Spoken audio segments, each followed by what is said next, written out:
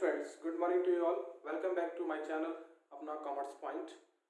कैसे हैं आप सभी? आई होप सभी लोग अच्छे होंगे, ठीक है, और सारे स्टूडेंट्स अच्छे से पढ़ाई कर रहे होंगे घर पर।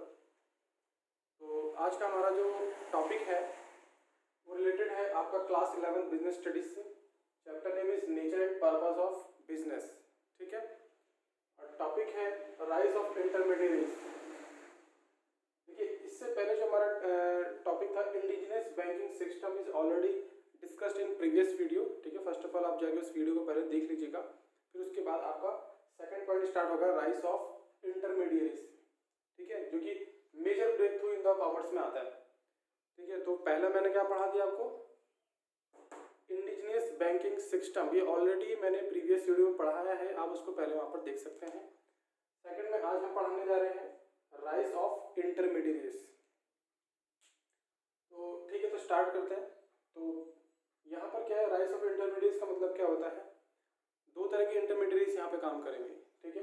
पहली जो होगी हमारी वो होगी फाइनेंस से रिलेटेड, फाइनेंशियल इंटरमीडिएरीज, और दूसरी होगी ट्रेडिंग इंटरमीडिएरीज। अब ये इंटरमीडिएरीज होता क्या है, इंटरमीडिएरीज मतलब मिडिल मैन, ठीक है, वो संस्थान या वो पर्सन्स जो लोग act as a middle man की तरफ वर्क कर रहे हैं, ठीक है, किसमें, कॉमर्स में, ठीक है। क्योंकि हमारा जो कॉमर्स है धीरे धीरे क्या कर रहा है, डेवलप कर रहा है। पहले क्या होता था हिस्ट्री में, हमने हिस्ट्री में पढ़ा था, पहले साहूकार होते थे जो कि लोन प्रोवाइड करते थे, ठीक है, स्मॉल फार्मर्स को, स्मॉल ट्रेडर्स को, और वहाँ पे बहुत ही ज़्यादा धोखाधड़ी होती थी और बहुत ही मतलब high rate of interest charge किया जाता था। तो उसको रिमूव करने के लिए इंडिजिनस बैंकिंग सिस्टम आया, जो भी कहीं ना कहीं उन्हीं के ही वे में काम करने लगा था, ठीक है। तो धीरे धीरे वो भी मैनेज हो गया, खत्म हो गया। उसके बाद हमारा राइज ऑफ इंटरमीडिएरीज आया, ठीक है, तो हम वही पढ़ने जा रहे हैं। तो इसमें हम दो तरह की इंटरमीडिएट्स पढ़ेंगे, फाइनेंशियल और दूसरी ट्रेडिंग। और फाइनेंशियल इंटरमीडिएट्स क्या होती है, फाइनेंशियल इंटरमीडिएट्स वो लोग हैं जो लोग सरप्लस अमाउंट को उस जगह पे ट्रांसफर कर देते हैं जहाँ पे उसकी नीड है, ठीक है। जैसे सपोज कीजिए हम लोग क्या करते हैं, हम लोग पास जो भी हम लोग इनकम करते हैं उस इनकम में से कुछ पैसे हम एक्सपेंस में खर्च कर, मतलब एक्सपेंस कर देते हैं, मतलब खर्च कर देते हैं।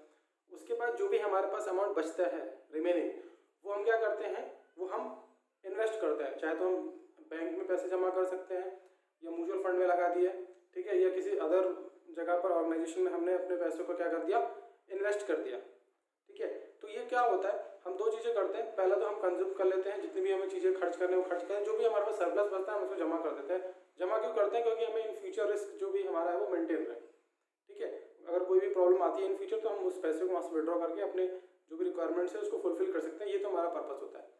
तो यहाँ पे जो हमारे मिडिल मैन है, ठीक है, उसको पढ़ते हैं। Middle man between buyer and seller और सरप्लस यूनिट्स एंड डेफिसिट। यहाँ पे दो मिडिल मैन है, ठीक है, दो तरह से वर्क कर रहे हैं। पहला बायर और सेलर के बीच में, ठीक है, बायर और सेलर के बीच में काम कर रहे हैं। जैसे बायर और सेलर कौन, एक खरीदने वाला और एक बेचने वाला, ठीक है। जैसे सपोज कीजिए कि मैन्युफैक्चरर से डायरेक्टली कस्टमर, जो अल्टीमेट कस्टमर मतलब कंज्यूमर, हम लोग जो है कंज्यूमर है, हम डायरेक्टली मैन्युफैक्चरर से गुड्स परचेज नहीं कर सकते, ठीक है। उसके बीच में आपका होलसेलर आता है, रिटेलर आता है, मे बी डिस्ट्रीब्यूटर भी हो सकता है। तो इतने सारे पर्सन्स बीच में आते हैं, वो क्या है, वो मिडिल मैन है, ठीक है। वो क्या है, वही तो इंटरमीडिएरी है, ठीक है। वही इंटरमीडिएरी लोग पर्सन्स है या संस्थान है जो लोग गुड्स को from manufacturer to ultimate customer और कंज्यूमर तक उस गुड्स को पहुंचाने के लिए हेल्प करते हैं, ठीक है। वो इंटरमीडिएरीज में आते हैं, ठीक है। और एक और चीज इसमें आ सकती है, जैसे सपोज कीजिए ट्रांसपोर्ट फैसिलिटी भी एक्ट एज इंटरमीडिएट में काम कर सकती है, ठीक है, क्योंकि ट्रांसपोर्ट के थ्रू बिना तो हम ये सारी चीज़ें पॉसिबल है ही नहीं, वो हम आगे डिस्कस कर लेते हैं। दूसरा मैंने बताया इसमें सरप्लस यूनिट्स एंड डेफिसिट। देखिए, सरप्लस यूनिट एंड डेफिसिट में ही हमारे फाइनेंशियल इंटरमीडिएरीज आती है, ठीक है। फाइनेंशियल इंटरमीडिएरीज जो वर्क करती है वो करती है सरप्लस यूनिट्स और डेफिसिट यूनिट्स में। मतलब सरप्लस यूनिट्स मतलब कि किसके पास सरप्लस अमाउंट है वो इसको कहीं पे मतलब इन्वेस्ट कर सकता है, ठीक है, जहाँ पे रिक्वायरमेंट है। जिन लोगों को पैसे की रिक्वायरमेंट है या जिनके पास पैसा नहीं है, जिसको इनको लोन चाहिए, ठीक है, या कंपनी को रिक्वायरमेंट है, तो ये लोग क्या करते हैं कि जो भी जहाँ से भी इनको पैसे मिलते हैं, सरप्लस अमाउंट जो भी लोग इनके पास जमा करते हैं, वो उस पैसे को उठा के उस जगह पे इन्वेस्ट कर देते हैं जहाँ पे इस पैसे की रिक्वायरमेंट है। जैसे एज अ लोन कर सकते हैं, ठीक है, या कंपनी को भी प्रोवाइड कर सकते हैं। एज अ लोन मतलब कहने का मतलब है कि जिन पर्सन को रिक्वायरमेंट है उनको लोन प्रोवाइड कर सकते हैं या कंपनी वगैरह में इन्वेस्ट कर सकते हैं। ठीक है, तो चलिए स्टार्ट करते हैं। Two types of intermediates, financial intermediates and trading communities. First है फाइनेंशियल इंटरमीडिएट्स। अब ये फाइनेंशियल इंटरमीडिएट्स क्या है, जैसे insurance company, mutual funds, NBFC, ठीक है, और इन्वेस्टमेंट ब्रोकर्स, इन्वेस्टमेंट बैंकर्स, ये सब कौन है, ये सब है फाइनेंशियल इंटरमीडिएट्स के एग्जांपल। ठीक है, तो यहाँ पे पहला आता है इंश्योरेंस कंपनी। तो इंश्योरेंस कंपनी किस तरह से फाइनेंशियल इंटरमीडिएट्स हो सकता है?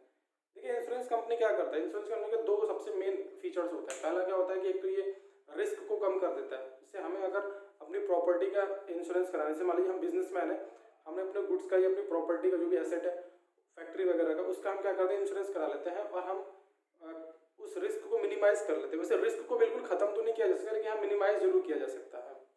तो इंश्योरेंस कंपनी इसमें हेल्प करती है उसको मिनिमाइज करने में। तो इंश्योरेंस कंपनी के पास जो भी अमाउंट हम एज अ प्रीमियम, जो भी हम वहाँ पे जमा करते हैं एज ए प्रीमियम, जो भी पेमेंट करते हैं, उस प्रीमियम का इंश्योरेंस कंपनी क्या करती है, उसको भी कहीं ना कहीं इन्वेस्ट करती है। ठीक है, जहाँ पर डेफिसिट है, जहाँ पे रिक्वायरमेंट है, जिन कंपनी में रिक्वायरमेंट्स है, वहाँ पे उस पैसे को इंश्योरेंस कंपनी क्या करती है, इन्वेस्ट करती है। ठीक है, ये तो हो गई आपका इंश्योरेंस कंपनी। दूसरा आता है म्यूचुअल फंड्स। म्यूचुअल फंड्स के बारे में तो लगभग स्टूडेंट्स जानते ही होंगे, कि क्लास 11 के बच्चे हैं शायद नहीं जानते हो। म्यूचुअल फंड क्या होता है, म्यूचुअल फंड में भी हम क्या करते हैं, इन्वेस्टमेंट ही करते हैं। तो अब म्यूचुअल फंड हम लोगों से वो पैसा लेती है, ठीक है, और उस पैसे को कहीं इन्वेस्ट करती है किसी कंपनी वगैरह में। ठीक है, कंपनी या किसी भी इंडस्ट्रीज में कर सकते हैं जहाँ पे डेफिसिट है, जहाँ पे रिक्वायरमेंट है पैसे की, उनको पैसे की जरूरत है, वो म्यूचुअल फंड क्या करता है, वहाँ इन्वेस्ट कर देता है, उनको लोन प्रोवाइड कर देता है, ऐसा समझ लीजिए। और म्यूचुअल फंड में क्या सबसे बेनिफिट है, म्यूचुअल फंड में भी रिस्क होता है। ठीक है, म्यूचुअल फंड में भी रिस्क होता है कि जो पैसे आप वहाँ पे इन्वेस्ट करते हो, वो आपको इन्वेस्ट किए हुए पैसे कभी भी आप विड्रॉ कर सकते हो। ये तो सीधी सी बात है, आप जब चाहे तब विड्रॉ कर लीजिए म्यूचुअल फंड में से। लेकिन उसमें से पैसे कभी इंक्रीज भी, आपको ज़्यादा भी मिल सकते हैं और कम भी मिल सकते हैं, ये रिस्क हमेशा उसमें बना रहता है। ठीक है, ज़्यादा, अब जैसे आपने कभी सडनली आपको रिक्वायरमेंट है, आप विड्रॉ करने का, हो सकता है कि उसी वक्त उसी टाइम में आपके पैसे जो हैं वो कम हो गए हो। ठीक है, डाउनवर्ड शिफ्ट हो गया हो ग्राफ उनका, तो आपको पैसे कम भी मिल सकते हैं। मे भी हो सकता है कि वो अपवर्ड गया हो तो आपको ज़्यादा भी मिल सकता है। तो म्यूचुअल फंड में हमेशा रिस्क मेंटेन रहता है। अब म्यूचुअल फंड और इंश्योरेंस कंपनी में यही डिफरेंस होता है कि इंश्योरेंस कंपनी से आप पैसे को विड्रॉ नहीं कर सकते, लेकिन हाँ इंश्योरेंस कंपनी आपको तब पेमेंट करती है जब लॉस होता है। ठीक है, लॉस मतलब जिस चीज़ का भी आपने इंश्योरेंस करवाया है, जिस भी प्रॉपर्टी का, अगर आपको उसमें लॉस होता है, ये मतलब वो डैमेज होती है या किसी वजह से उसमें हानि पहुँचती है, तो इंश्योरेंस कंपनी पेमेंट करती है। लेकिन म्यूचुअल फंड आपको कभी भी पेमेंट कर सकता है, लेकिन म्यूचुअल फंड में रिस्क होता है, पैसा कम ज़्यादा भी मिल सकता है। नेक्स्ट है एनबीएफसी। एनबीएफसी क्या है, नॉन बैंकिंग फाइनेंस कंपनीज। ठीक है, इसको क्या है, आरबीआई रेगुलेट नहीं करता, ये आरबीआई के अंदर में नहीं आता। NBFC, non banking finance companies. NBFC का क्या काम होता है, ये लोग भी क्या करते हैं कि लोन प्रोवाइड करते हैं। ठीक है, इनके पास भी हम पैसे जमा करते हैं, ठीक है, इन्वेस्ट करते हैं एनबीएफसी में भी, और ये भी क्या करते हैं, लोन प्रोवाइड करते हैं। जैसे मान लीजिए किसी को भी एजुकेशन लोन या हाउस से रिलेटेड लोन या कार लोन कुछ भी चाहिए, तो यहाँ से उनको लोन प्रोवाइड किया जा सकता है। तो इनके पास भी पैसे जमा ही किए जाते हैं और ये भी लोन प्रोवाइड करते हैं। सिंपली आप इतना समझिए। उसके बाद आता है इन्वेस्टमेंट ब्रोकर्स। ठीक है, इन्वेस्टमेंट ब्रोकर्स क्या होते हैं, ये वो ब्रोकर्स होते हैं जो आपको सिक्योरिटीज परचेज करने में हेल्प करते हैं। ठीक है, जैसे आपको शेयर्स एंड डिवेंचर या किसी भी अदर सिक्योरिटीज में अगर पैसे लगाने हैं, ठीक है, तो उसमें आपको ये हेल्प करते हैं। ठीक है, तो इसके बदले में ये क्या करते हैं, अपना एक कमीशन चार्ज करते हैं। उसके बाद आता है इन्वेस्टमेंट बैंकर्स। अब इन्वेस्टमेंट बैंकर्स कौन हो गए, इन्वेस्टमेंट बैंकर्स कहीं ना कहीं वो बैंकर्स का जो रोल प्ले होता है यहाँ पर, ये भी इन्वेस्टमेंट से रिलेटेड ही होता है। ठीक है, ये भी आपके अमाउंट को क्या करते हैं, अपने पास इन्वेस्ट करते हैं। ठीक है, जैसे मान लीजिए बैंक ने क्या किया, बैंक ने आपके बिहाफ पे शेयर्स और डिवेंचर्स में पेमेंट कर दिया। ठीक है, आपने शेयर्स एंड कोई भी सिक्योरिटीज परचेज करनी है, तो वो आपके बिहाफ पे, मतलब अपने क्लाइंट के बिहाफ पे बैंक क्या करता है, उसको परचेज से सेल करता है। तो ये हो गया आपका इन्वेस्टमेंट बैंकर्स। दूसरा आपका आता है ट्रेडिंग कम्युनिटीज। देखिए, ट्रेडिंग कम्युनिटीज क्या है, ट्रेडिंग कम्युनिटीज वो सारी मतलब सारे पर्सन इसमें आएंगे, या वो सारे लोग इसमें आ जाएंगे जो लोग मैन्युफैक्चरर्स है, जो भी गुड्स मैन्युफैक्चरर प्रोड्यूस कर रहा है या मैन्युफैक्चर कर रहा है, उस गुड्स को अल्टीमेट कस्टमर तक मतलब कंज्यूमर तक ट्रांसफ़र करने की जितनी भी एक्टिविटीज़ होती हैं वो सारी ट्रेडिंग कम्युनिटीज़ के अंडर में आती हैं। ठीक है, तो स्टार्ट करते हैं। पहले आता है agent of broker. Agent of broker कौन होते हैं? जो भी गुड्स एंड सर्विसेज को क्या कहते हैं, मार्केट में सेल करवाने के बदले में कुछ भी कमीशन चार्ज करते हैं। फिर आते हैं डिस्ट्रीब्यूटर्स। ठीक है, डिस्ट्रीब्यूटर्स कौन होते हैं? डिस्ट्रीब्यूटर एक मतलब इनको मैन्युफैक्चरर्स, जो मैन्युफैक्चरर होते हैं वो डिसाइड करते हैं, वो सिलेक्ट करते हैं डिस्ट्रीब्यूटर को किसी भी एक पर्टिकुलर जोग्राफिकल एरिया में, जहाँ पर ये सिलेक्ट कर लेते हैं कि उनको ही गुड्स, सारे गुड्स अपने सेल करते हैं। ठीक है, और वो वहाँ से मतलब उनको कहीं होलसेलर को या रिटेलर को डायरेक्टली वहाँ से बेच लेते हैं। ठीक है, डिस्ट्रीब्यूटर्स जो होते हैं। तो इस डिस्ट्रीब्यूटर जो होते हैं सिलेक्टेड बाय कौन होते हैं? मैन्युफैक्चरर। और मैन्युफैक्चरर इनको गुड्स अपने ट्रांसफर मतलब सेल करते हैं। ठीक है, या तो इनको जैसे आपने देखा होगा कि कहीं कहीं पे कोई एजेंसीज होती हैं। ठीक है, वो एक पर्टिकुलर प्रोडक्ट की एजेंसीज हो सकती है या मिक्सअप भी हो सकता है। डिस्ट्रीब्यूटर्स में कुछ अलग अलग प्रोडक्ट भी वहाँ पे वो लोग अपने पास रख सकते हैं, लेकिन इसको जो सिलेक्शन होता है वो डिस्ट्रीब्यूटर करता है और किसी पर्टिकुलर एक जोग्राफिकल एरिया के लिए ही ये लोग होते हैं। उसके बाद आता है होलसेलर। होलसेलर तो आप सभी लोग जानते होंगे कि जो होलसेलर होता है वो मैन्युफैक्चरर से गुड्स परचेज करता है इन बल्क, मतलब बहुत ही ह्यूज अमाउंट में, मतलब बहुत ज़्यादा क्वांटिटी में परचेज करता है होलसेलर। और इनके लिए जो प्राइस होता है वो थोड़ा इनको सस्ता मिलता है। जो हम लोग गुड्स परचेज मतलब कोई भी प्रोडक्ट परचेज करते हैं मार्केट से, वो हमको थोड़ा सा लिटिल हाई कॉस्ट पे मिल सकता है इन अकॉर्डिंग होलसेलर्स कॉस्ट।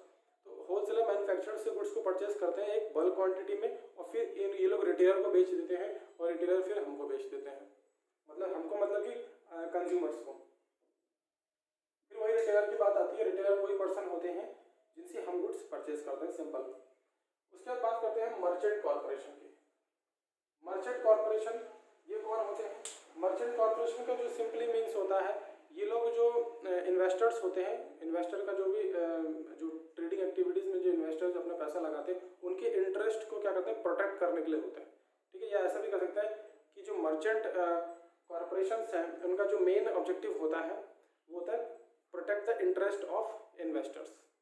ठीक है, पहला पॉइंट इनका पढ़ लेते हैं। देखिए, मर्चेंट कॉर्पोरेशन में बैंक वगैरह भी आ सकती हैं।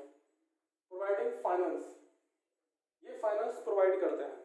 ठीक है, किनको फाइनेंस प्रोवाइड करते हैं? जो जिन मर्चेंट्स को रिक्वायरमेंट है। ठीक है, मर्चेंट कॉर्पोरेशन है तो व्यापारियों के लिए एक संस्थान बनाई गई है जहाँ पे कोड ऑफ कंडक्ट होते हैं, रूल्स और रेगुलेशन सबको मानने होते हैं। ठीक है, तो ये उन लोग प्रोवाइडिंग फाइनेंस मतलब कि मान लीजिए कंपनी को रिक्वायरमेंट है तो ये उनको फाइनेंस प्रोवाइड करती है। ठीक है, प्रमोशनल एक्टिविटीज़। ये प्रमोशनल एक्टिविटीज़ में भी बहुत ही ज़्यादा हेल्पफुल है। ठीक है, अगर किसी भी कंपनी के प्रमोशन से रिलेटेड कोई भी वर्क है, कोई एक्टिविटी है, तो उसमें भी ये पूरी तरह से हेल्प करती है। ठीक है, मतलब कि help to promoters to promote the company. Okay, next है brokers in stock exchange. Stock exchange मतलब जो ब्रोकर्स होते हैं जो सिक्योरिटीज़ को बिचवाते हैं, ठीक है, सेल करवाते हैं और उसके बदले में कमीशन चार्ज करते हैं। तो ये भी लोग क्या आते हैं, मर्चेंट कॉर्पोरेशन के में ही ये भी आ गया, ब्रोकर है स्टॉक एक्सचेंज। फिर आता है एडवाइस इन प्रोजेक्ट मैनेजमेंट। तो ये लोग क्या करते हैं कि जो कंपनी जैसे किसी कंपनी को लोकेशन से रिलेटेड, ठीक है, कि उस कंपनी को कहाँ पर ओपन करें कि ज़्यादा बेनिफिट उस कंपनी से निकल सके, ज़्यादा से ज़्यादा लोगों मतलब वहाँ से जो भी प्रोडक्शन होगा हम ईजिली कहीं ट्रांसपोर्ट कर सकते हैं या मार्केट में सेल कर सकते हैं या ज़्यादा कस्टमर्स आएंगे। ये सारी चीज़ों को एडवाइस भी ये प्रोवाइड करती है। फिर advice in modernisation in expansion. Modernisation expansion मतलब कि जो आपकी जो ये मर्चेंट कॉर्पोरेशन है, मतलब बैंक भी कह सकते हैं, ये एडवाइस देती हैं कंपनीज को कि वो किस तरह से जो इकोनॉमी है उसको मॉडर्नाइज और एक्सपांड कर सकती है। ठीक है, ये सारी चीज़ों का एडवाइस प्रोवाइड करती है। अब लास्ट में पढ़ते हैं इसमें ट्रांसपोर्ट। ट्रांसपोर्ट में देखिए यहाँ पे land, air, water and pipeline and space transports की बात हो रही है। ट्रांसपोर्ट का तो एक सबसे एसेंशियल एलिमेंट होता है ये हमारे कॉमर्स में, क्योंकि ट्रांसपोर्ट अगर without the facility of transport we can not transfer the goods from manufacturer to ultimate customer और कंज्यूमर। ठीक है, हम ट्रांसपोर्ट के बिना किसी भी जो भी गुड्स हम बना रहे हैं वो कभी भी हम कंज्यूमर तक नहीं पहुंचा सकते। तो ये सबसे बड़ी हिंड्रेंस होती है। ठीक है, ट्रांसफ़र की, transmission of goods and services from manufacturer to ultimate customer. तो ये जो हिंड्रेंस इसको सॉल्व करता है कौन? ट्रांसपोर्ट ही सॉल्व कर सकता है। तो ट्रांसपोर्ट तो हमारे लिए बहुत ही इंपॉर्टेंट होता है, ठीक है। तो ये थे हमारे major breakthrough in the commerce में। Indigenous banking system already discuss कर चुके हैं, उसके बाद के जितने भी पॉइंट्स यहाँ पर हैं हमारे पास वो हमने इस वीडियो में डिस्कस किए। स्टूडेंट्स इसके नोट्स जरूर प्रिपेयर करते रहेंगे, ठीक है। और वीडियो अगर अच्छी लगे तो उसको लाइक एंड शेयर और सब्सक्राइब प्लीज़ कर दीजिएगा आप लोग। Thank you to you all.